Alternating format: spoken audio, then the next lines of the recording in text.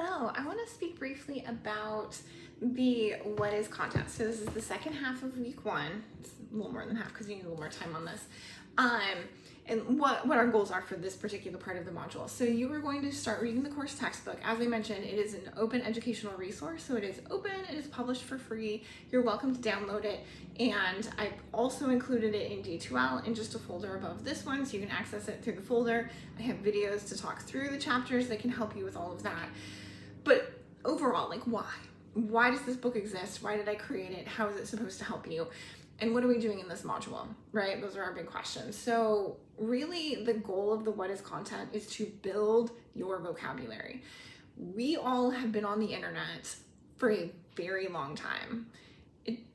For most of you, not all of you, but for most of you, the internet existed and people were engaging and exchanging information and checking in with each other since the day you were born. And so how you figure out how to navigate that, how we put language to something that's always already been there is surprisingly complicated, because it just is, except when it's not. It just is, except when something bad happens, or it just is until we're trying to really figure out why.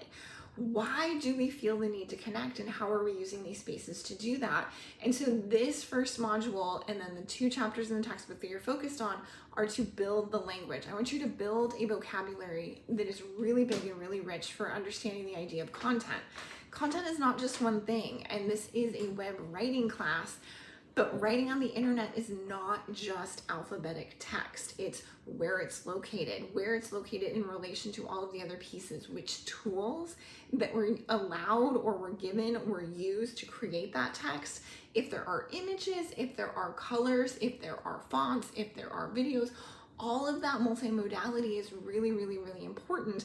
And so what we're going to do to build that rich understanding of content is break it down using the ideas from the web writing rhetorical situation, which is chapter 2 of the textbook.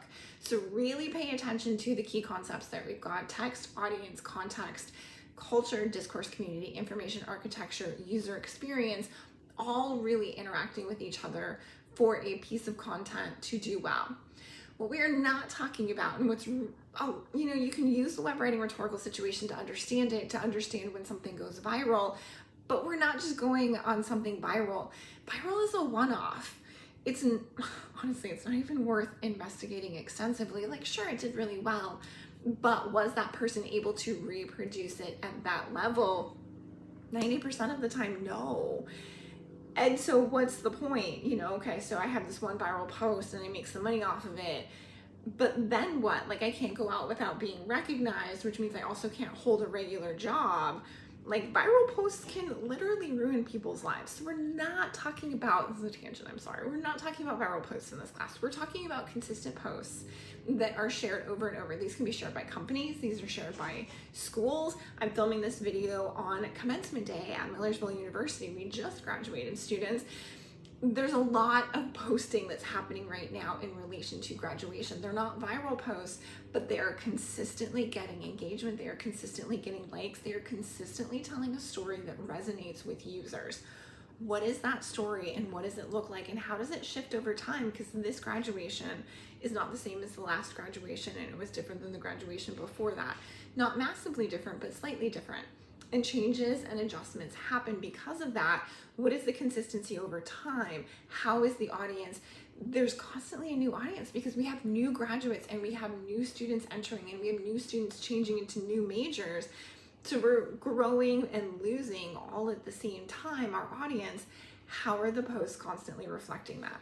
So really use the key concepts from the web writing rhetorical situation to help you build a working understanding of the idea of content so you can describe what is content.